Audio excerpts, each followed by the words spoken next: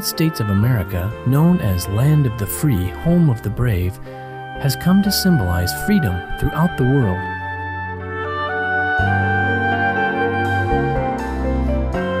People from all nations and from all walks of life have called the United States home.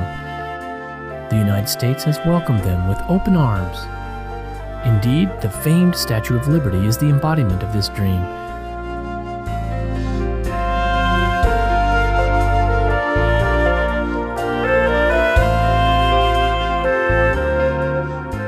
In New York's public education system alone, its student body represents 145 countries. The United States has a deep affinity with Supreme Master Ching Hai. With her boundless love and compassion, Supreme Master Ching Hai has provided humanitarian assistance to many parts of the United States. In 1993, she sent relief teams to provide financial and material assistance to the victims of the 6 Midwestern states that were severely affected by heavy rain and flooding. On December 27, 1997, at the benefit concert, A Journey Through Aesthetic Realms, Supreme Master Ching Hai generously contributed $100,000 each to the Vietnam Children's Fund and the U.S. Department of Veterans Affairs.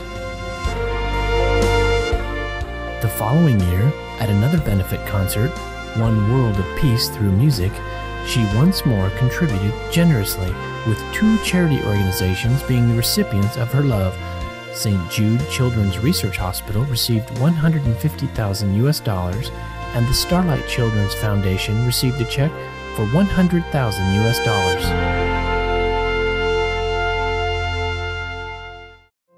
Additionally, in the face of one of the worst human tragedies ever to occur on U.S. soil, on September 11, 2001, Supreme Master Ching Hai responded immediately, sending relief teams from around the country and all over the world to Ground Zero in New York City. Supreme Master Ching Hai's financial contributions amounted to over $300,000 to organizations aiding the victims. To this day, Supreme Master Ching Hai continues to extend her loving compassion to all parts of the U.S., from Virginia, Ohio, Kentucky, and Alabama, to California, Florida, Texas, Hawaii, and other states. We now invite you to listen to the following lecture by Supreme Master Ching Hai entitled The Way to Gain the Kingdom of God is Through Enlightenment, given on February 24, 1991 in Boston, Massachusetts, USA. Supreme Master Ching Hai's lectures are not a complete meditation instruction. Please do not try alone.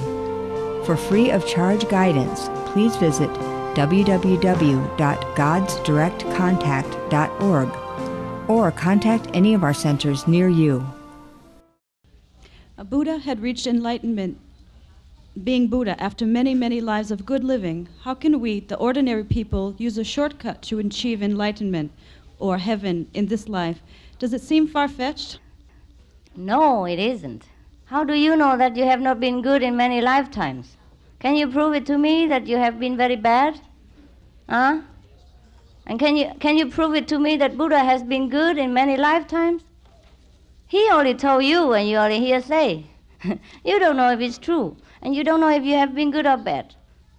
So why should we be so negative? We must believe our worth, because God said that everyone is made after the image of God, and we are exactly like God. So why should we feel that we are inferior? Now I tell you, the Buddha, whether he has been very good and noble in many lifetimes, that I don't know. But I know he didn't do anything good during his lifetime, except after enlightenment. Now he has been born in the palace, and he was looked after so exceedingly well. And then he was married, and he had over 500 wives. Apart from the main one, he has many beautiful girls and dancers who look after him and who dance for him every day, every night. And he had 4 palaces for 4 seasons. He spent all the taxpayers' money in his country for 30 years. Now you tell me what kind of good things he did, that he's entitled for enlightenment. It is already said that enlightenment is a gift from God. It is not achieved through virtues or charitable deeds. Yeah? We cannot get enlightenment. We all can become Buddha, or at least become liberated. Otherwise, why should God send Jesus or Buddha or Mohammed to us if we are so hopeless? Yeah? If only the virtuous people can achieve enlightenment, then I don't really know who is virtuous, because there is a saying that every saint has a past, every sinner has a future. And we are not that sinful as we think. Sin is also an illusion. After you understand this, no sin, no virtues. But you have to work hard to understand this, and then you're free. And the Kuan Yin method offers you this free way to understand yourself immediately, that you are originally noble. And after that, maybe you see into your past life, and you can tell me whether you have been doing good or bad, okay? Each religious leader used to build up his or her following from a locality or region. You have been rapidly developing a great following of many people in many countries: China, Taiwan, Hong Kong, United States, Panama, Brazil, Costa Rica, etc. What do you think attracts people to you? I have my own theory, but I wish to hear your theory. I don't know. I tell you the truth. If you have any theory, please tell me. Maybe I understand myself better. I just go where I'm requested to go. I have no plan for spreading the doctrine or what I know. I am invited to go to places more than I could cope with. And so maybe you explain to me why, then I know also. I do not understand also what attracts me to people or what attracts people to me. It just happened. If you have any better idea, please tell me. Don't hesitate. Come. Why? Why is that? Excuse me, Master. Several people say they love you. That's why.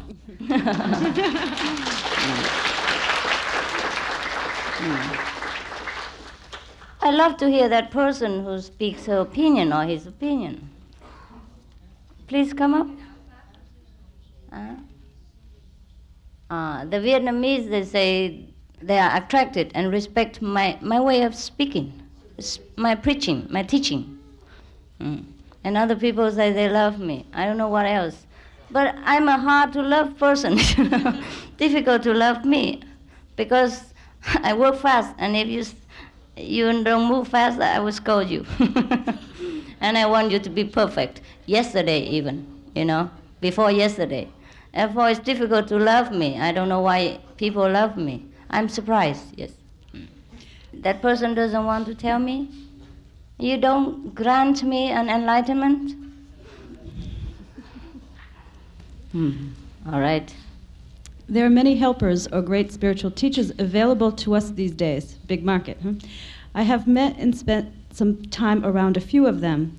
Some of these teachers seem to be very enlightened, and we feel we are truly getting true spiritual awakening from them.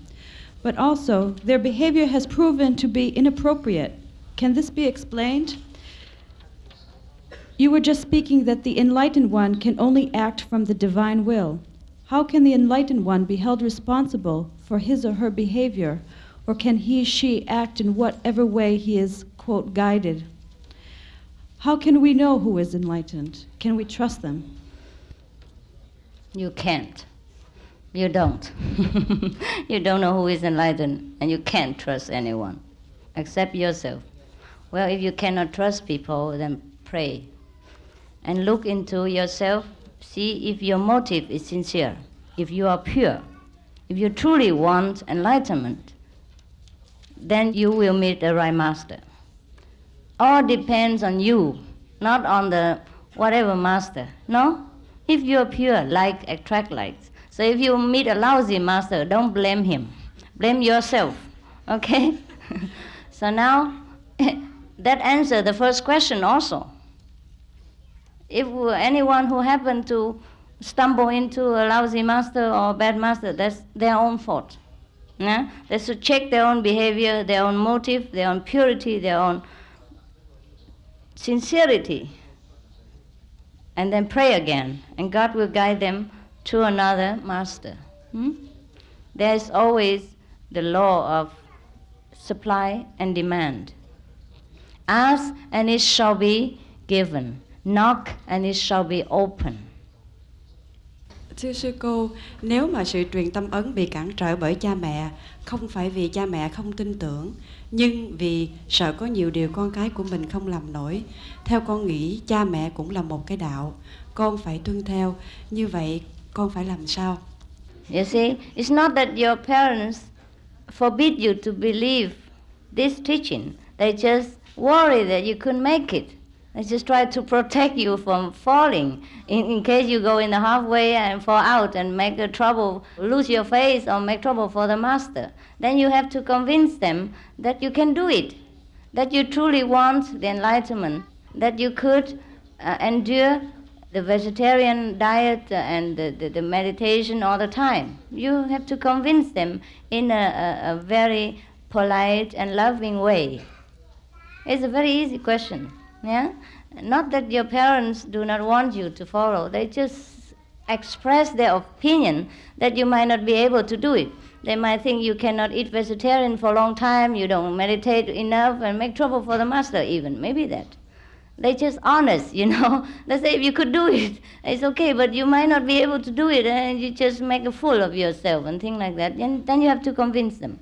That's all. And be sincere and loving. Okay, this is very funny. I translate to you.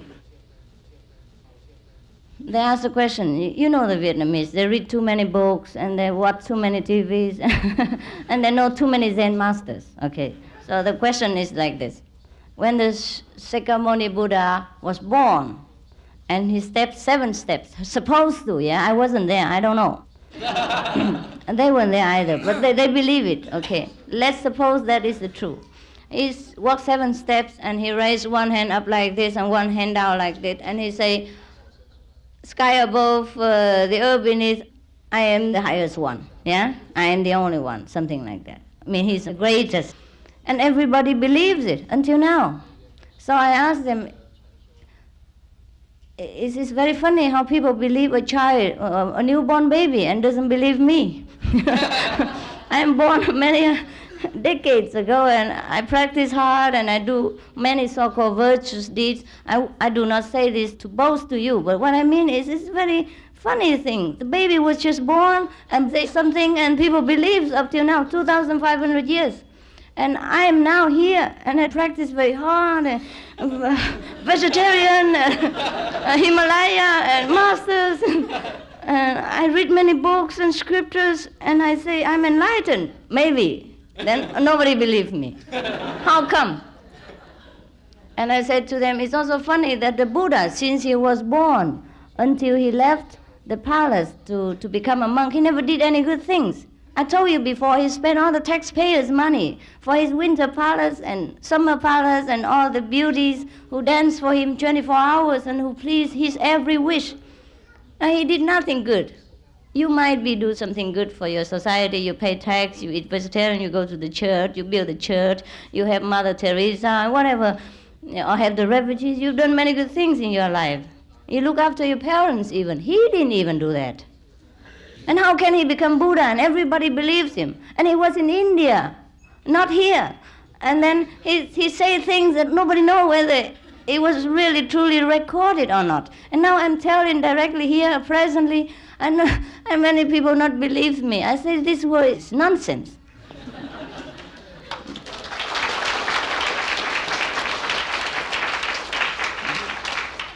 I say, if Buddha is so bad like this and he could become Buddha, why not you? Why do you look down upon yourself? And that's your fault. No wonder why you stay in slavery, life after life, to the Maya. You don't blame the Maya. You must blame yourself. We don't have confidence. We don't have self-respect. We don't introspect. We don't compare. We do not study. We do not take time to analyze things. And no wonder we are not enlightened. No wonder we always bow to the wooden Buddha and to the wooden statues or to the stone's image or whatever. We always remain slave if we do not know our real value. I do not come here to make you my disciples. I want to make you the masters. You understand? You should be the masters. You have been slave long enough. That's it. That's my purpose.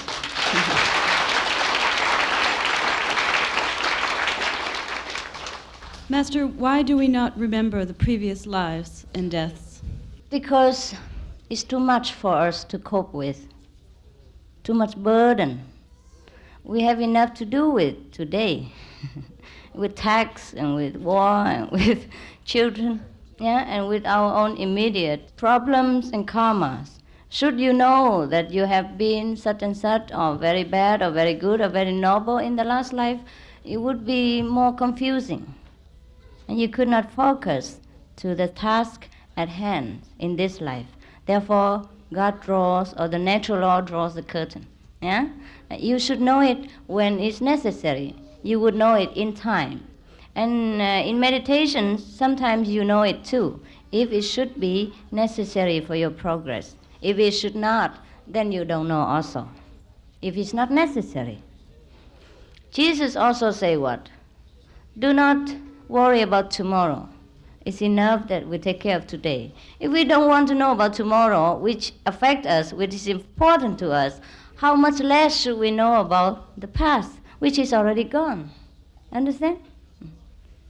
My brother died recently, 12 days ago. It seems as if he is now in great anguish. How can I best help him? Or how can I assist him? Pray or practice Kuan Yin method, and he will be liberated too, immediately. Okay? What kind of paintings are you doing? May we see an example of it? I don't have it here, but I have some video or something like that. They're in Taiwan, most of them. I paint anything. Throw some colors on the canvas. What kind of painting? I paint fruits. I paint still life. I paint panorama. I paint my own idea, my own expression of some of the truth of philosophy. For example, well, I cannot tell you in color, but I can tell you the content of one of the painting. Is that okay? Yes. For example, I paint one picture about that big. Inside, the color is very bright. Even blue was very bright, and yellow was very bright, golden and hot, bright and hot. The stone was cold and blue, but the sand was red and yellow and golden like and hot. It vibrated the hot energy, and you feel that it hurt your eyes if you see it too long. So inside there were stones on the sand, on the beach, just a stone, many stones. One big stone, it looks like an old man with white hair, looked very impressive and authoritative. And the other stones on the other side with the baby stones, also impressive. And they are stones, no doubt. You can see immediately they are stones. But the expression, like human, you cannot tell why it is human, but it is human. Open mouth and things like that. So I put the name for the picture is convention. Means the stones, they are meeting each other and they talk. And you know how long a stone can talk. And their faces are cool and cold and impressive, and very stubborn. And all the sands around them and all the trees around are really on fire already. Too long, they talk too long and they talk nonsense. And the surrounding is already on fire, but the stone is still very cold and sit there and still continue to talk. So I said it, convention. And this is one of the pictures to express some of the philosophy. Many other pictures are various kind. Some I painted the Costa Rica panorama with beautiful flowers view and the meditation center on the hill. And some I paint the orchids in Costa Rica, and some I paint in Panama. Flowers or different things also sometimes expressed in a kind of a Zen way of life, yeah? Through the picture, yes. If you want to see, I don't know how I can do it. Some are in Costa Rica, some are in Taiwan. What shall we do? Shall I take them here and exhibit it to you? Huh? Yes? You would like to see them? I will think, okay? Some of my pictures are sold. 3 are sold. More or less, each one about $30,000. One of it is 30,000, some is 29,000, some is 40,000. About 6 of them are sold. 3 are sold, gone, and another 3 already booked. And I'm thinking whether I sell these 3 or not yet, but they already required, to buy them. One is for 1 million NT, Taiwanese money. It's about 30,000 US dollar. And the other 2, 1,500,000. It's about 40 or 50,000 American dollars. Do you consider yourself the living equivalent of past masters like Buddha and Jesus Christ? You can say maybe yes. I do not consider myself anything. I don't think that much. I only think when it's necessary. I only think when there is an immediate demand of thinking. I'm not preoccupied much about who I am, and what am I to do, what's God going to do with me, things like that. These abstracting things, I leave it. I don't think of them anymore, okay? What is the form of Buddha's wisdom? Is it revealed in logic or intuition or anything beyond it? What is Buddha wisdom? All beyond this, beyond all these things. Whatever we can think of is not. It's not yet Buddha's wisdom. Buddha's wisdom is, we can only know it when we reach it. We cannot express. But we know so definite, like black and white. When the situation arises, yes. I mean, you don't go around all day and carrying your Buddha's wisdom with you. It's not so. You just live in it, live with it, and you adjust it, okay? I understand that in Buddhism, one can reach enlightenment when he is born as a man, not a woman. How do you explain your ability to reach nirvana? I'll be born again as man, okay? It's true that a woman cannot reach Buddhahood. But it's equally true that a man cannot reach Buddhahood. As long as you still think that you are a man or you are a woman, forget Buddhahood, okay?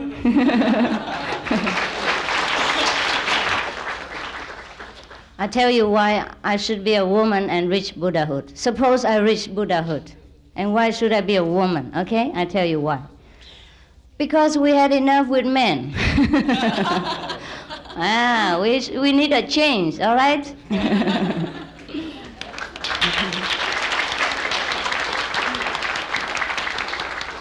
Why should Buddhahood be fixed like a piece of chocolate or candy in a pattern or in a mold or from the factory? Why should it be that way?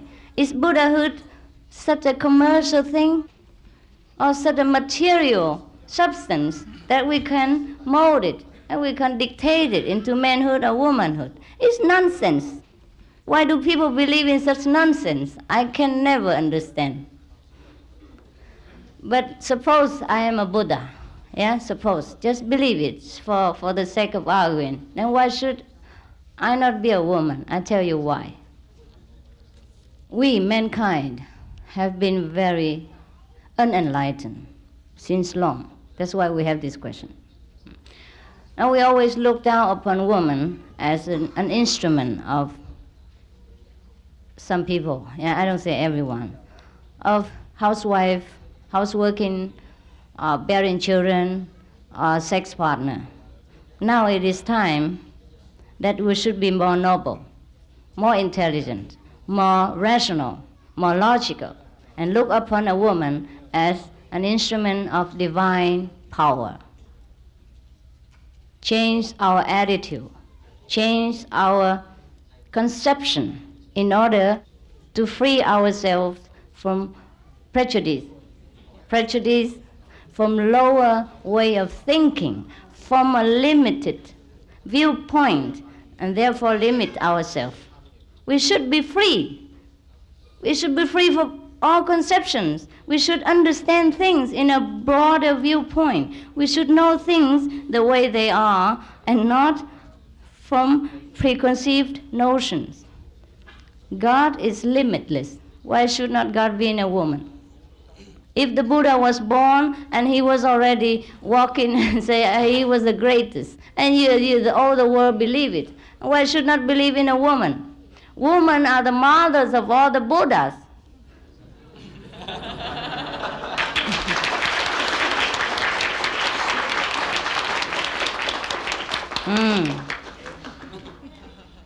I am not even a Buddha. I'm a mother of Buddhas. You understand?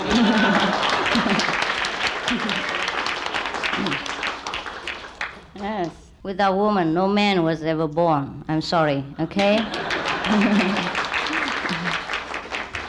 Some Vietnamese question now. They told me that I'm a Vietnamese, okay, because I'm born in Vietnam.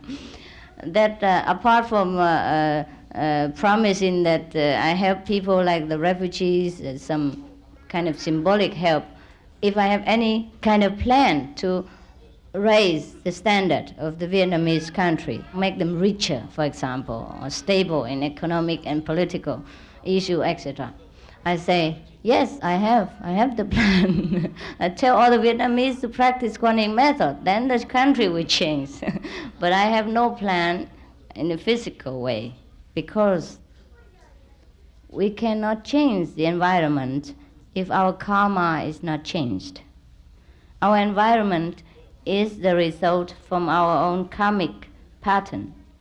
If it could be changed, the environment, through an enlightened master power, then the Buddha would have changed it long ago.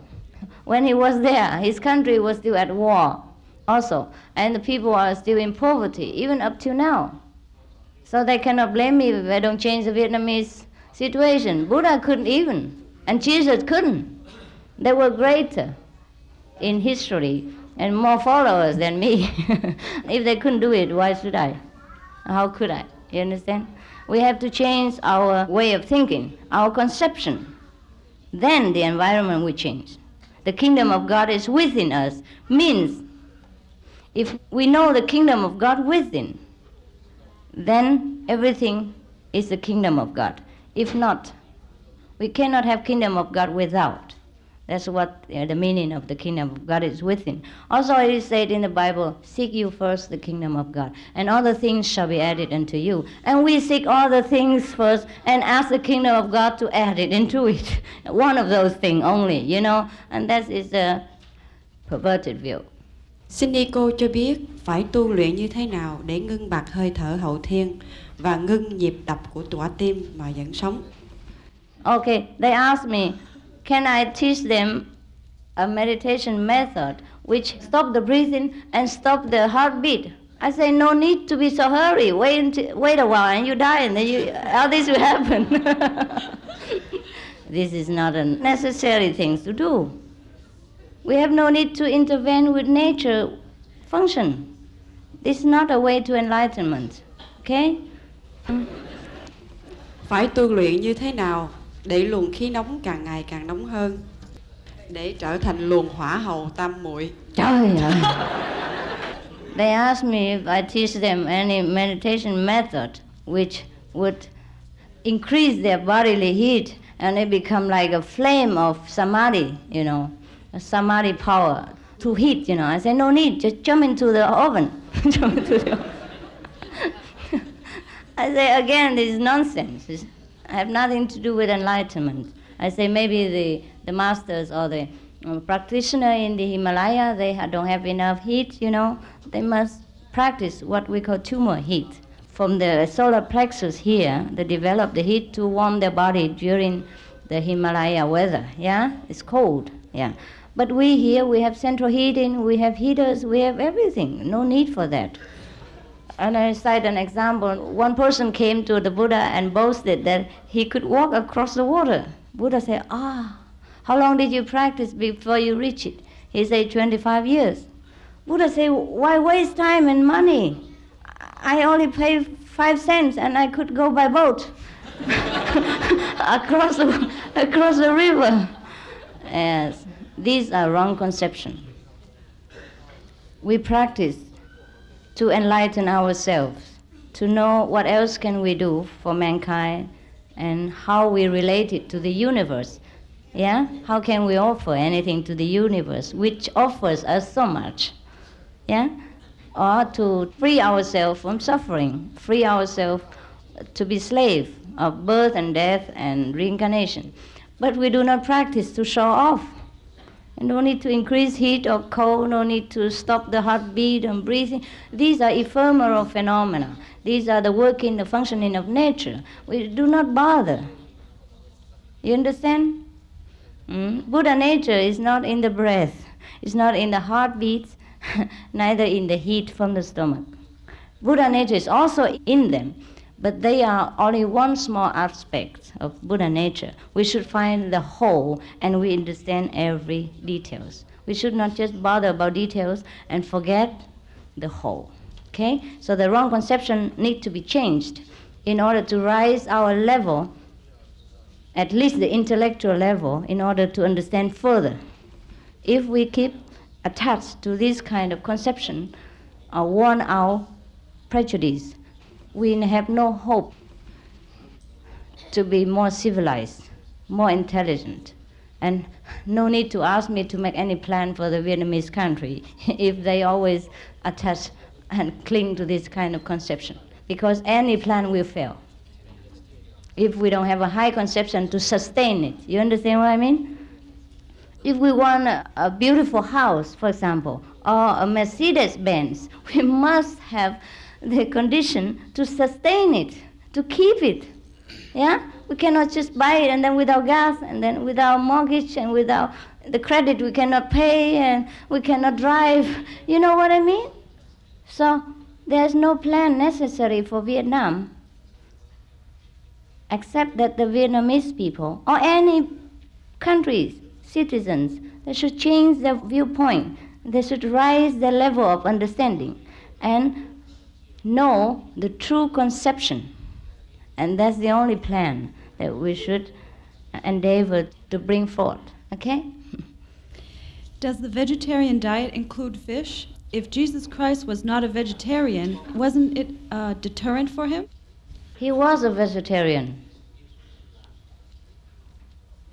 And vegetarian doesn't include fish, because fish is not a vegetable.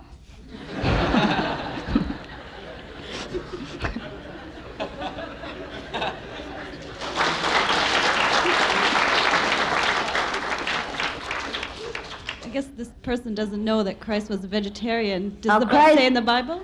Christ is a vegetarian. You read into my book, okay? Why should we be vegetarian? I have made some proof in there, okay? Please read my book. The free sample. Yeah? And if you want further, you can write to me. You should be already prepared in your mind by now to be a vegetarian. And if you think vegetarian is still a problem and you think Jesus is not a vegetarian, then you should study further first, yeah, and come to the next lecture or next initiation. Vegetarian should be a way of life. There should not be any discussion anymore. If we want to truly lead a life of love thy neighbor, the neighbors, including our animal friends, especially they harms us in no way. They only beautify our life and they are loving and they make our life more lively, colorful and interesting. We should preserve them, watch them, love them, enjoy their presence. God has made it clear. He says, I made all the animals to befriend you and help you. He never said you should eat them. He said it more clearly. He's afraid that we misunderstand him. Yeah, God knows. God knows. So he said, I made all the herbs in the field, all the fruits in the garden, which is beautiful to the eyes and good to the taste. These shall be your meals, no? He never said, the animals, I made them for you to eat, no. He said, we rule over them. They will be our helpers and friends, okay? So do not blacken God's reputation, yeah? God has made things so clear. If God has said he made all things for us, herbals and fruits, then we should obey him and eat them. That's all. No need discussing any further, or no need any more proof. We should obey God's commandment and act according to God's divine plan. That's all. Is that not so? Why should we discuss all the time and argue back and forth?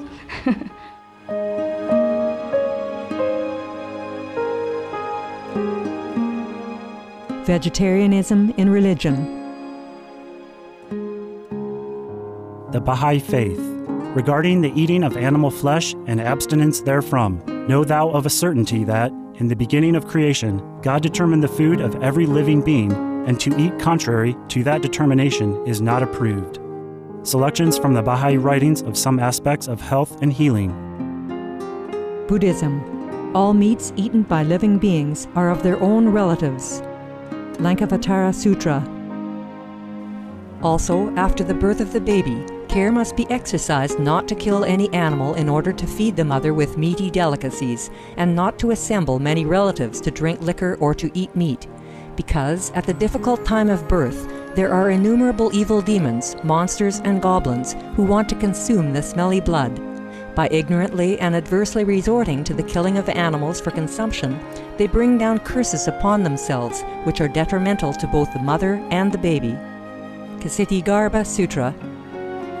Be careful during the days immediately after someone's death, not killing or destroying, or creating evil karma by worshipping or offering sacrifice to demons and deities, because such killing and slaughtering committed, or such worship performed, or such sacrifice offered, would not have even an iota of force to benefit the dead, but would entwine even more sinful karma into previous karma, making it even deeper and more serious. Thus, delay his rebirth to a good state. Karma means retribution. Ksiti Sutra. Gaudai. The most important thing is to stop killing, because animals also have souls and understand like humans. If we kill and eat them, then we owe them a blood debt. Teachings of the Saints. Christianity. Meats for the belly, and the belly for meats, but God shall destroy both it and them. Holy Bible. And while the flesh was yet between their teeth, ere it was chewed, the wrath of the Lord was kindled against the people, and the Lord smote the people with a very great plague. Holy Bible. Confucianism. All men have a mind which cannot bear to see the sufferings of others. The superior man, having seen the animals alive, cannot bear to see them die. Having heard their dying cries, he cannot bear to eat their flesh. Mencius. Essenes. I am come to end the sacrifices and feasts of blood, and if ye cease not offering and eating of flesh and blood, the wrath of God shall not cease from you. Gospel of the Holy 12. Hinduism. Since you cannot bring killed animals back to life, you are responsible for killing them. Therefore, you are going to hell. There is no way for your deliverance. Adalila. He who desires to augment his own flesh by eating the flesh of other creatures lives in misery in whatever species he may take his birth. Mahabharata anew. Islam. Allah will not give mercy to anyone except those who give mercy to other creatures. Hadith. Do not allow your stomachs to become graveyards of animals. Hadith. Jainism. A true monk should not accept such food and drink as has been specially prepared for him involving the slaughter of living beings. Sutrakatanga. Judaism. And whatsoever man there be of the house of Israel, or of the strangers that sojourn among you, that eateth any manner of blood, I will even set my face against that soul that eateth blood, and will cut him off from among his people. Holy Bible. Blood meaning flesh.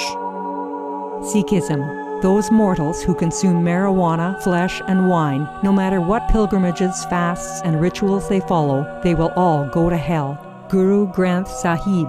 Taoism. Do not go into the mountain to catch birds and nets, nor to the water to poison fishes and minnows. Do not butcher the ox that plows your field. Tract of the Quiet Way. Tibetan Buddhism. The offering to the deities of meat obtained by killing animate beings is like offering a mother the flesh of her own child, and this is a grievous failure, the supreme path of discipleship. Zoroastrianism. Those plants I, Ahura Mazda, or God, rain down upon the earth to bring food to the faithful and fodder to the beneficent cow. Avesta.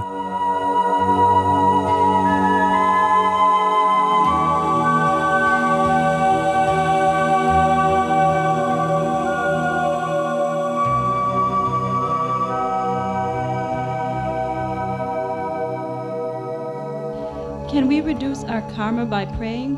Also, may one reduce his karma by distributing his total karma into several lives so that we suffer less each life? Yes, Yeah. yes, we can if we're sincere enough. Because a very sincere and deep prayer is a kind of meditation.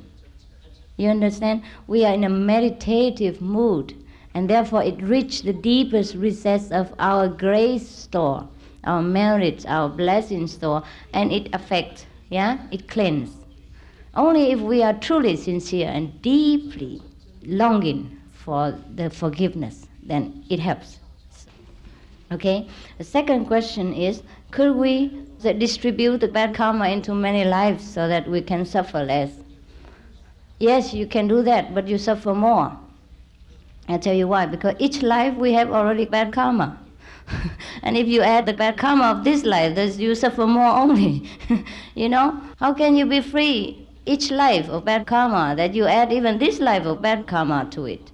Each life you have enough of bad karma to even to spare, to suffer. And if you add this life bad karma, then I think you suffer more, not less. Understand or not? Yes. You are never karma free as long as you are not enlightened. Doesn't matter what you do. What are the differences between Catholicism and Buddhism? Are they essentially the same? They are essentially the same. We are not here for comparative religious study, but therefore I couldn't go into details. But in my book, the book that my disciples have written, I guess I have mentioned these things. So please take them home and study. In case you have any disagreement or anything, misunderstanding or need clearing, you can write to me. Yeah?